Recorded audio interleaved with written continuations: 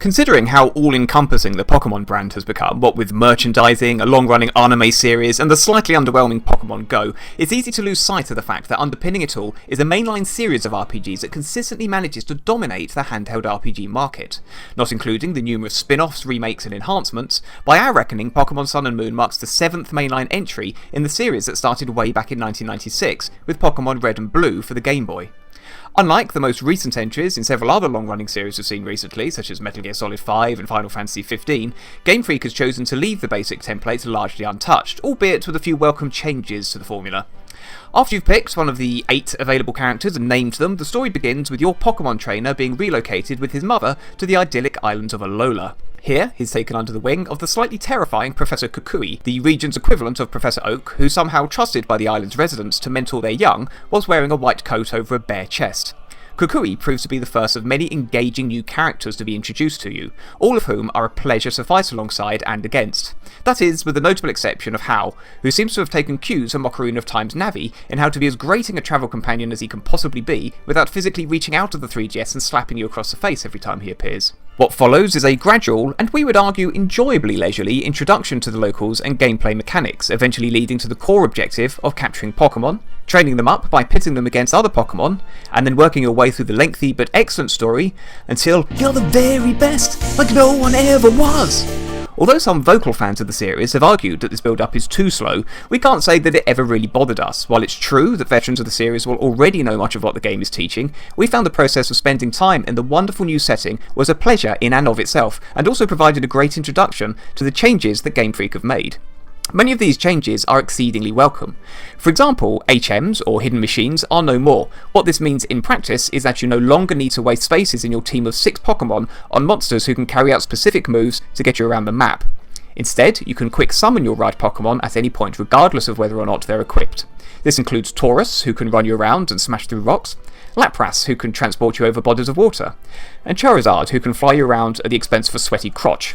This seemingly small change is a revelation in how you can now fully focus on building the best team of 6 Pokemon to get you through the impending battles. Speaking of which, the old system of defeating gym leaders is now out in favour of participating in trials around the islands. While the disappearance of gyms did initially hit us in the nostalgia department, we were soon sold on the more diverse island trials, which almost always proved to be a fun challenge to overcome. Unfortunately, these also revealed the first change that was less than successful, specifically the fact that wild Pokemon can now call for help. This ability is present among both ordinary Pokemon you'll encounter in the wild, and the more challenging creatures you'll encounter in the totem battles. Out in the wild, you can only catch Pokemon after you've defeated any others who are with them.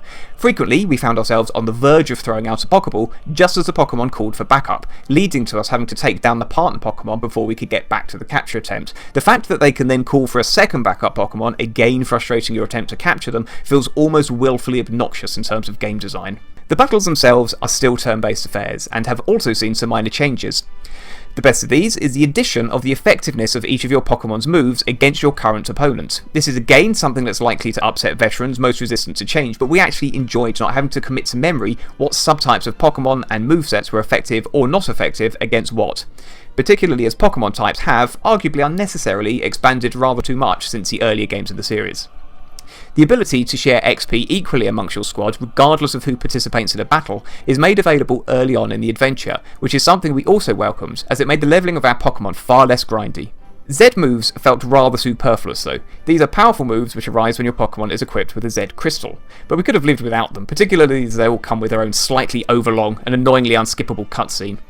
Between battles, the Poké Center, where you need to visit to heal your squad, and the Pokemart, where you can stock up on Pokeballs and other essentials, are now housed together in the same buildings, eliminating more unnecessary running around. We wouldn't actually mind Game Freak taking this a step further, and allowing us to automatically heal up our squad between battles without the need for Poké Centers at all, although we suspect that this would similarly serve as a red rag to the bull of some of the hardcore fanbase. Even more changes exist, but so many feel like change for change's sake rather than to benefit the flow of the game.